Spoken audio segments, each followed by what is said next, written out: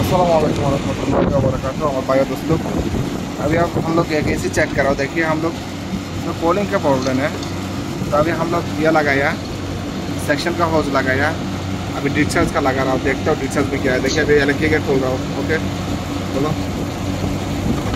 तो अभी एल के खोल रहा है। देखिए हम लोग इसका जो दोस्ता सिस्टम का है, तभी हम लोग खोल के देख रहा हूँ। अभी इसका डिस्चार्ज का पैसा देख रहा हूँ।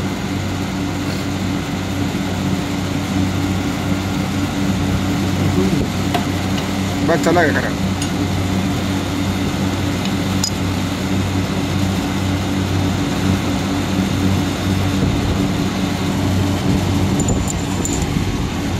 तो एसी का चल रहा है, लेकिन अभी हम लोग का ये जो बैक प्रेशर है ये क्यों हाई बता रहा है, तो यही हम लोग को अभी पता करने का। लेकिन डिस्चार्ज प्रेशर जो है वो तो अभी ठीक है, वो अभी ठीक है, लेकिन ये मशीन में थोड़ा सा कचरा होगा, ऐसा ही लगता है। अभी हम लोग चेक कर रहा हूँ, तो फिर हम लोग को बता रहा हूँ।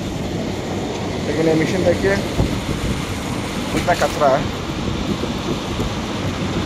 ये जो है थोड़ा सा अगर साफ करेगा तो बराबर, अगर इसका अच्छा से साफ करेगा तो फिर ये मशीन आने मुश्किल नहीं है। क्यों अभी गर्मी ज़्यादा है, गर्मी ज़्यादा है, तो इसलिए ऐसा हो रहा है। और भाई बोलो ना कि আপনার রিকোয়েস্ট আসলে আমাদের এসিটা তো এসবি একটা এসবি তো এসিটা চলতেছে, মোটামুটি চলতেছে। পাইপও ঠান্ডা হচ্ছে, কিন্তু যে পরিমাণ ঠান্ডার দরকার এই পরিমাণ ঠান্ডা আসছে না। যে পরিমাণ ঠান্ডার দরকার এই পরিমাণ ঠান্ডা আসছে না।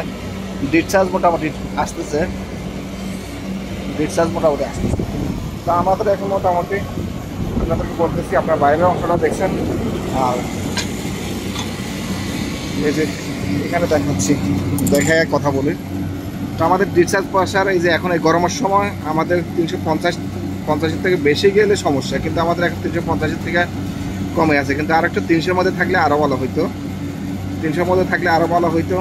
আর ব্যাক প্রেশারটা একটু বেশি। তো এখন এই মেশিনটা যে কন্ডিশনে আছে, এই কন্ডিশনে যদি একটু সাফ করে দেয় ভালো করে, তাহলে আশা করি মোটামুটি চলবে। তো এটার মধ্যে আর করার কিছু নাই, এটার মধ্যে আর করার কিছু নাই, এটা সাফ করতে হবে। এটাই হলো ফাইনাল আর কি। তো দেখলেন আপনারা এই মেশিনটা কি কেন এই অবস্থা, গ্যাসটা হাই বাতাইতেছে।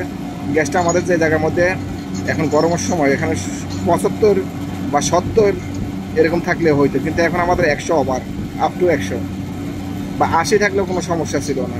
যদি 80 থাকলে সমস্যা ছিল না, এখন প্রায় 105-এর মতো আপনারা দেখতেছেন 2টা মিটারে 105-এর মতো। তো মেশিনটা ভালো করে পরিষ্কার করে দিলে, এবং আমাদের ডিসচার্জ প্রেশারও মোটামুটি হাই বাতাইতেছে, হাই রেঞ্জের।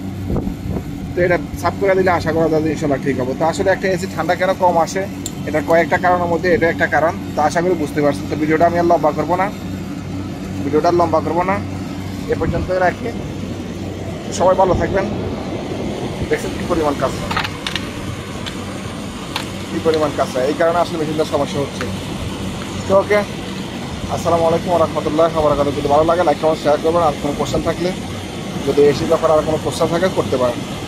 ওকে, আসসালামু আলাইকুম।